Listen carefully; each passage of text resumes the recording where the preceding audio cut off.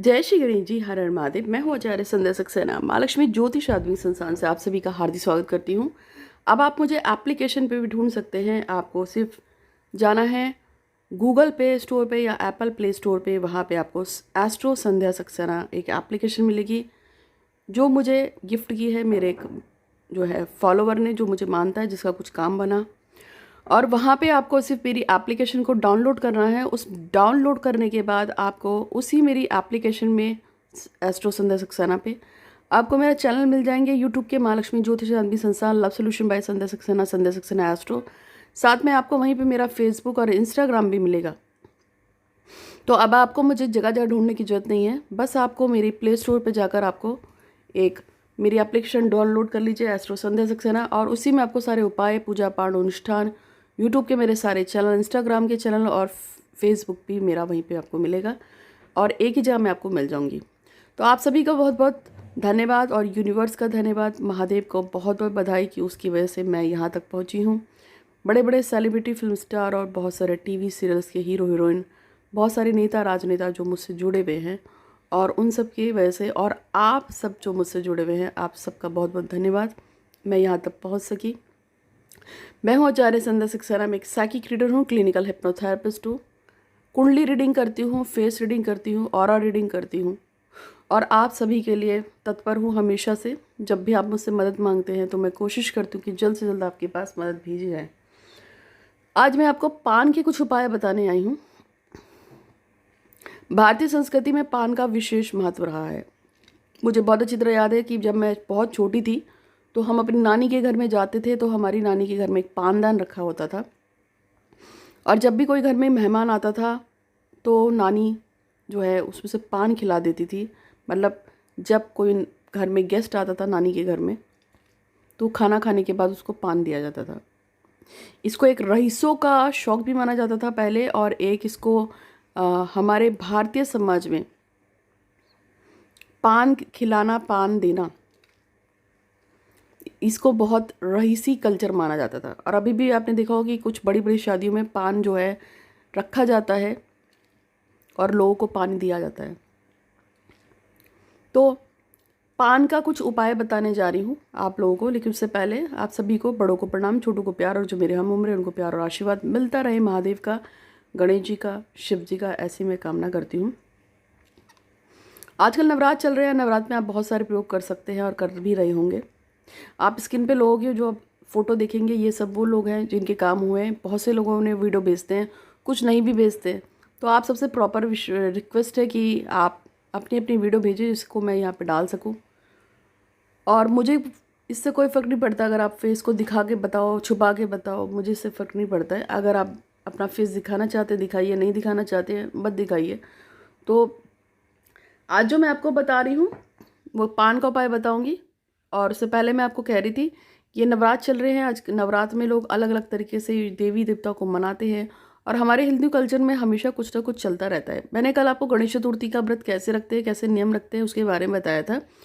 और ऐसे ही व्रतों में एक आता है त्रयोदशी का व्रत। जो त्रयोदशी का व्रत है वो आता है हिंदी मास की जो 13 तिथि होती है, यानी कि जैसे चतुर्थी 4 तारीख होती है हिंदी महीने की, ऐसे त्रयोदशी हो जाती है 13 तारीख होती है महीने की। त्रयोदशी में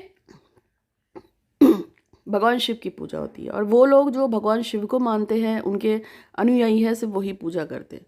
त्रयोदशी का व्रत जो है पति या प्रेमी के स्वास्थ्य के लिए, उसकी कामना के लिए, और ख़ासतौर पे जो स्त्रियां होती हैं या पुरुष होते हैं, वो ये कहते हैं कि मेरा पति या मेरी पत्नी दीर्घायु लंबी रहे और उनका जीवन खुशहाल रहे, स्वस्थ रहे, उनको कोई रोग शोक, शत्रु कलेश परेशानी ना घेरे। इसके लिए त्रयोदशी का व्रत बेसिकली रखा जाता है। त्रयोदशी का व्रत भी वैसे ही होता है जैसे गणेश चतुर्थी का होता है। बस सुबह उठिए, नहाइए धोइए, पूजा पाठ अनुष्ठान अपना कीजिए। त्रयोदशी की कथा होती है। त्रयोदशी की जो कथा होती है हर महीने के हिसाब से होती है। ये भी कृष्ण पक्ष और शुक्ल पक्ष के हिसाब से चलता है, क्योंकि त्रयोदशी का व्रत पूरे महीने में सिर्फ 2 बार होता है। आप सिर्फ कृष्ण पक्ष के उठा सकते हैं, आप सिर्फ शुक्ल पक्ष के उठा सकते हैं, आप महीने के दोनों व्रत भी उठा सकते हैं।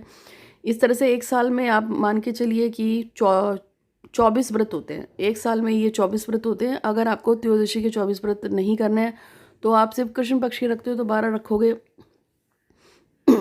अगर आप सिर्फ कृष्ण पक्ष रखोगे तो 12 रखोगे, टोटल रखने सारे हैं सारे तो 24 होते हैं।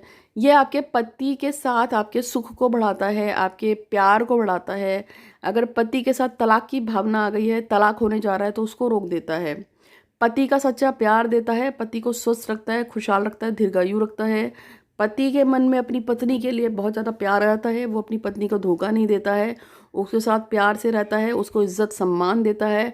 और पति के ऊपर अगर कोई कष्ट आने वाला हो तो उसको दूर करता है।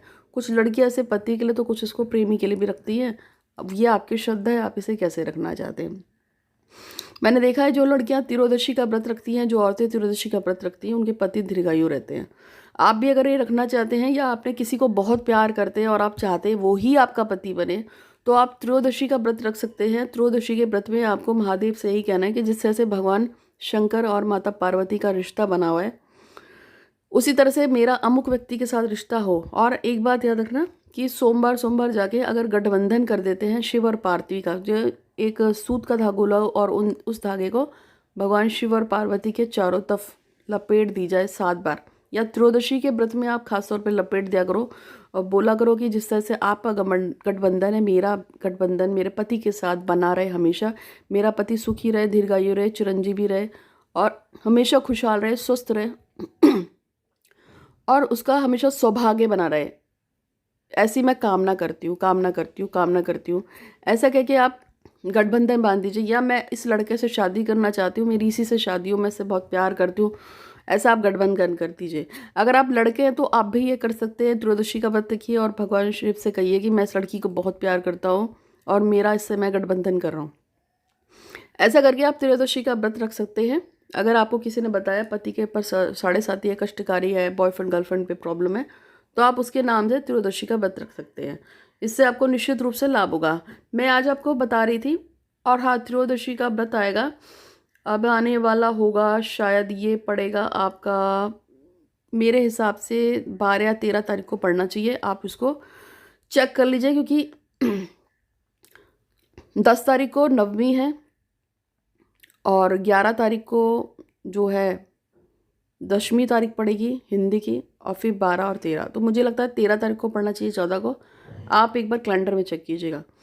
तो त्रयोदशी का व्रत रखिए, इससे आपको फ़ायदा होता है। आज मैं आपको पान का जो उपाय बता रही थी, वो पान में ऐसा है कि यदि आप पान के ऊपर हल्दी को पूरी अच्छी तरह से घोल के और हल्दी को उस पर पान पे लगा के, और उसके बाद उससे जो है पीपल के या बरगद के किसी पेड़ पे जाकर वो पत्ता चिपका दें, और चिपका के अगर वहाँ पे बैठ के शनिदेव से प्रार्थना करें। देखिए, हमारी ज़िंदगी में अधिकतर जो कष्ट परेशानियाँ होती हैं वो मेरा या आपका जब शनि दुर्भाग्य देते हैं तभी होती है। और शनिदेव से हम समझ नहीं सकते हैं कि वो हमसे किस बात पे खुश हैं, किस बात पे नाराज़ हैं। उनको समझना बहुत मुश्किल होता है। आपको लगता है आपने सब कुछ अच्छा कर रहे हैं, फिर भी शनिदेव नहीं मान रहे हैं। मैं भी कभी कभी बड़ी फंस जाती हूँ, क्योंकि मुझे भी समझ में नहीं आता है कि शनिदेव किस चीज़ के लिए हमें परेशान कर रहे हैं। तो शनिदेव को समझना थोड़ा मुश्किल है। तो शनिदेव के उपाय तो हमेशा करते रहना चाहिए। तो आपको क्या करना है, एक पान का पत्ते पे हल्दी लगा दीजिए। यदि प्रेम विवाह में लेट हो रहा है, शादी में लेट हो रहा है, किसी गवर्नमेंट जॉब के लिए ट्राई कर रहे थे वहाँ पे लेट हो रहा है, या किसी भी चीज़ में लेट हो रहा है, तो बरगद के पेड़ के नीचे इसको लगा देंगे तो बहुत ही बेहतर है। या शनिदेव के पेड़ के नीचे लगा दीजिए। ओम शम शनिश्चराय का वहाँ का वहाँ जाप कीजिए और अपना पाठ कीजिए और फिर चले आइए। ऐसा आप 3 शनिवार कर लीजिए, आपको तुरंत फ़र्क पड़ेगा और आपको फ़ायदा होगा। साथ में आपकी जो भी मनोकामना है उसको वहाँ बोलते रहिए और बिना पलटे वापस आइए। तो मैं हूँ आचार्य संध्या सक्सेना, आप देख रहे हैं स्क्रीन पे भी। आज के लिए इतना ही। अगर कोई क्वारी है तो 8126476399 पे व्हाट्सअप कीजिए और आप मेरी एप्लीकेशन को डाउनलोड कीजिए। आपको सभी कुछ सारी सर्विसेज वहीं पे मिलेंगी, आपको देख सकते हैं। और मेरा व्हाट्सएप नंबर आपको मिल गया है जो स्क्रीन पे भी लिखा हुआ है। आज के लिए इतना ही। आप सभी का दिन शुभ हो। धन्यवाद।